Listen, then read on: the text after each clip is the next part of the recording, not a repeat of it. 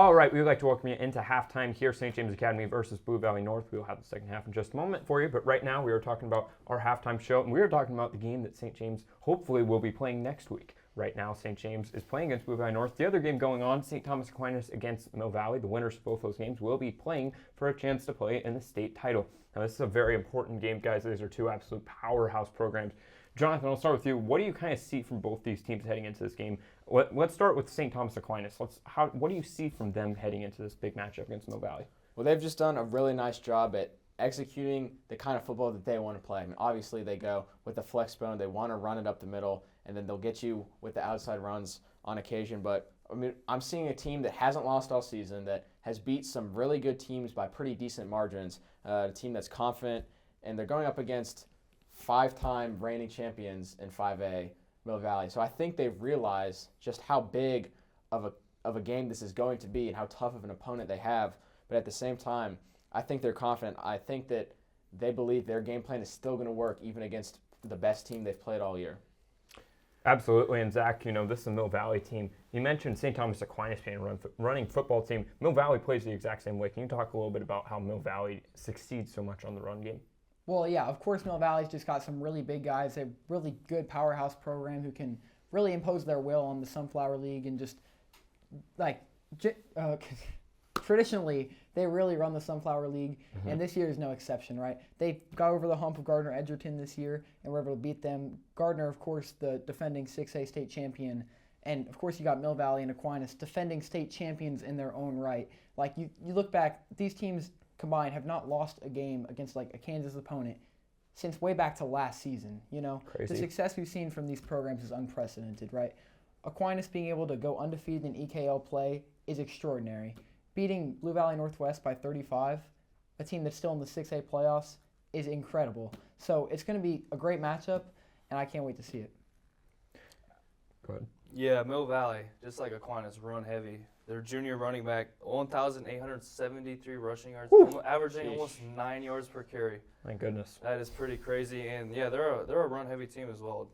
Senior quarterback Connor Bohan, just 55 completion percentage on the year.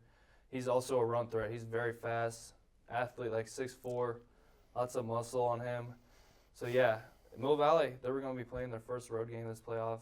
Usually not playing road games in the playoffs. So, yeah, I think it'll be a great game, a great test for two run-heavy teams. Absolutely, and this game has obviously big ramifications being playoff time. This is going to be an interesting matchup if St. James were to win playing either one of these teams. We know St. James played against Aquinas and lost earlier in the year. They haven't played Mill Valley yet this year, but both of those run games could be really problematic for St. James later on in the playoffs.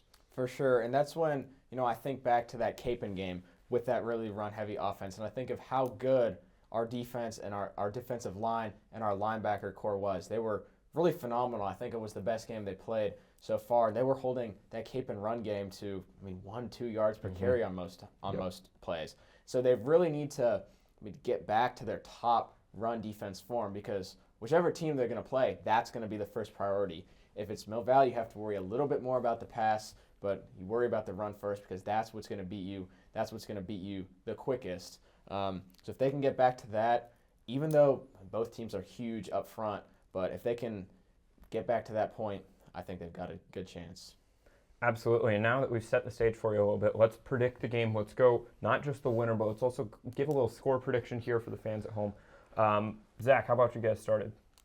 I've been saying it all year, can't go against them. I think Mill Valley falls this year. I think Aquinas gets the early jump on them. I know Mill Valley is really good, but I like Aquinas to win by a couple scores.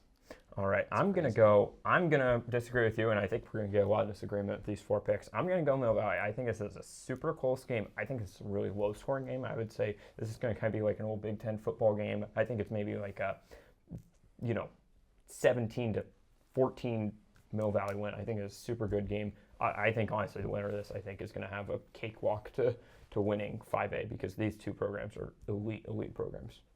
Just calls it a cakewalk? Yeah, St. James catching a stray. Well, I got Mill Valley as well by at least 13 points. I'm going 27-14 Mill Valley. I think, this is a tough one for me. I'm going to take Aquinas, because I think that they're the best team in the EKL to go up against this Mill Valley team. I think they've got the personnel and the game plan to beat Mill Valley. The only question is going to be, are they able to execute? And so far this season, I think they have been able to, and I think they're going to be tougher defensively than a lot of the Sunflower teams that Mill Valley has been playing. So I agree with Will. I think it is going to be a low-scoring game. I'm thinking 21-17, Aquinas is going to pull it out. Now, let me ask you guys this. St. James, like we said, if they beat Blue Valley North, hopefully they do, we will be playing the winner of this game. Zach, I'll let you start, and we'll answer it down the line. Between Mill Valley and Aquinas, obviously you don't really want to play either of these teams, but which would you rather play? Who would be the preferred opponent, do you think, for St. James? I've been saying this for a while. It's kind of the hard reality of our program in recent years. Aquinas just has a winning formula against us, right? They beat us 11 times, and we beat them maybe once. Mm-hmm. So I like our odds against Mill Valley a lot more. Of course, coming in, especially if we play Mill Valley, it's, again, not got a lot to lose, but with Aquinas, it's like a rivalry game. You're expected to go in and compete with them. So especially with Aquinas already finding a way to beat us this season, I would want to play Mill Valley for sure. I personally disagree with that. I would rather play Aquinas. We've seen him once, which I think goes a long way, but obviously teams changed a lot since week one.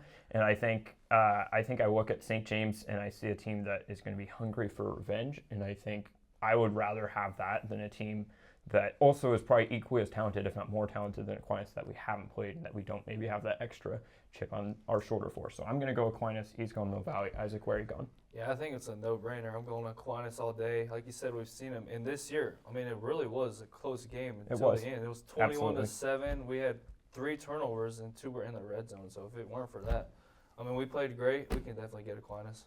Yeah, I agree. I'm going to pick Aquinas as well. I think that part of the reason is because they did already beat us. Like Will said, we've seen them before. Maybe they're going to come in, 90% as opposed to a full 100. And to the point Isaac made, 3 turnovers, 2 in the red zone. When you've got a chance to, get within 1 score in that second half and you turn the ball over again, it really just kind of kills any chances of you in the game. So we beat them there once. It wasn't in the playoffs, but we beat them there once. We did. And it can happen again, I believe. And obviously, it's a big game coming up for St. James this week against Blue Valley North. We don't want to overlook that game. Now we're going to predict, obviously pre-taping this, what do you think the score is right now at halftime? Jonathan, I'll let you get started here. First thing is, I would like to say I apologize for not being on the call tonight. I'm in Florida enjoying hopefully in Florida enjoying the nice weather. But I am sad I can't be there. But I'm going to say it is going to be 17-7 St. James at halftime. I like us to, unfortunately, I feel like we're going to start a bit slow, and Blue Valley North is going to show us a bit more of what they've been doing recently as opposed to what we saw from them the first time. They're not just going to want to roll over with their playoff on the line, and some of them their last game ever. So I think it's going to be tied at 14. I kind of agree with Zach. Yikes. I think I kind of look at this the same way. I think St. James actually gets out to a good start, but I think special teams always hurts us, so I'm going to expect that at some point in the first half. I'm going to say 20-20 is my prediction going into the first half. I think high scoring. I think we're going to see a lot of fireworks this game. Yeah, I disagree. Blue Valley North ain't scoring 20 points, especially in the first half. Give me the Thunder 17-3 at halftime. I do agree, though. I think I could easily see us either getting out to a slow start or getting a quick start, maybe being up 14-0 quick, and then kind of stalling and stagnating towards the end of the first half. Yeah, I think a lot of outcomes are available. I think, at least for me, I think the only outcome that would surprise me is if we're down by more than 1 score at halftime. I think that would be surprising. I think even if we're down at all, I think that would surprise me. Sure. I think there's a great chance we're either tied or up. We should be. Right. All right, well, you heard our predictions. Let's see if they're right as we head into the second half. Now let's send it over to TBN Pulse.